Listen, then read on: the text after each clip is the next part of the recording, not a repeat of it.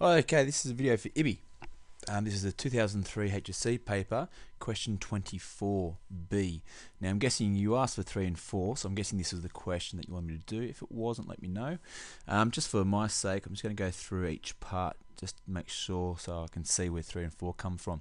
Okay, the first part asks about what is Vicky's total annual taxable income from both jobs. Now remember, taxable income is that income they believe they should be taxed upon. We're told at the beginning part that she has a taxable income of $58,624, but we are also told that she has a second job which pays $900 gross per month. So we're going to times that by 12. I'm going to enter those amounts to my calculator to get a total of $69,424. Assuming that she has no allowable tax deduction. So that's how much she believes she should sort of be taxed upon. Part 2. Use a tax table below to calculate the total tax payable on her income from both jobs. Now, you notice up here that $14,410.80 is a tax that she pays on her original income. So this is on her combined taxable income of $69,424. So $69,424 goes into that last bracket of $66,001 and over. So she's paying $17,730 plus 0.48, which is 48 cents for each dollar over 66,000. So that's going to be $3,424. Again, we do that by subtracting the 66,000 from that top amount there. Okay, and all of that is a matter of putting that amount into your calculator and then and find the value. So I'm just going to do that myself now to get a total of $19,373.52. So that's the tax that she should be paying on both jobs.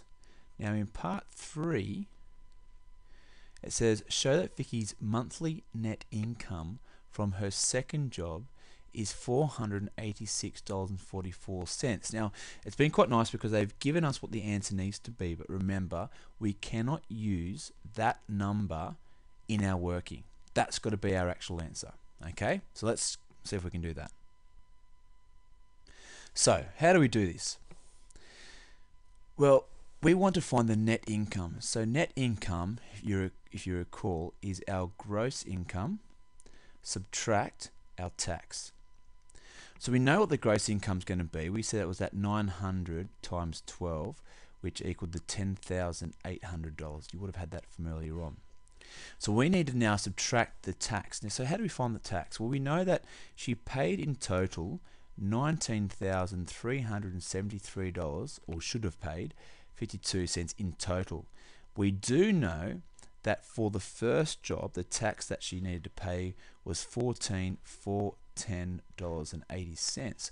So if we subtract those, we should find out how much tax she should pay on the second job, which is $4,962.72.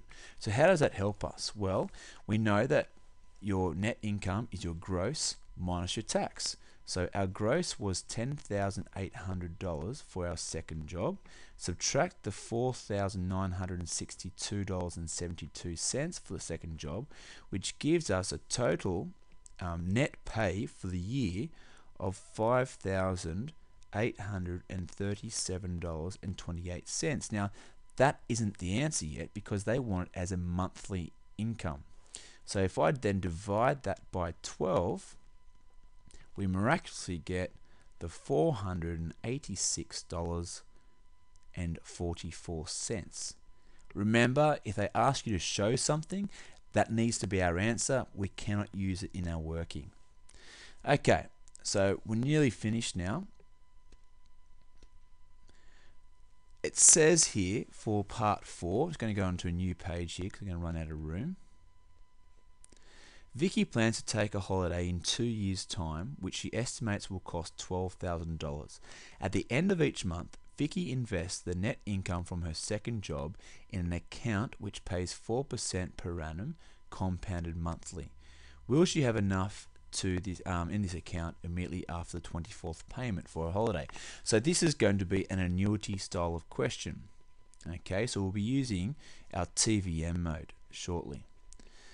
The one amount that I'm just going to use is going to be that payment of $486.44, because that was the amount that she of her net income from the second job. Okay, so if we go into our calculator and we go into our TVM mode, go into our compound interest, and then we're going to be entering some information in there. Always, when we're doing this, we're going to write down our N, our I%, our present value, our PMT, if there is a PMT or a payment, our future value, and then our PY/CY. So we need to write the information, fill some stuff out into here. We know that she's saving money, and she's going to be putting a payment in of $486.44. She's not paying off a loan, so it's going to be a positive value.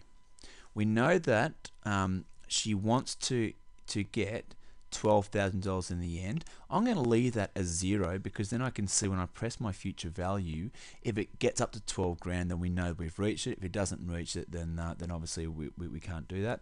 Our I% is our 4%. Our present value is 0 because she doesn't actually have any money in that particular account at the moment. All right. Now our CY, well, she's putting it in at the end of each month because it's a monthly pay, so it's going to be monthly pays. And she's going to be doing it for 2 years' time. So 2 times 12.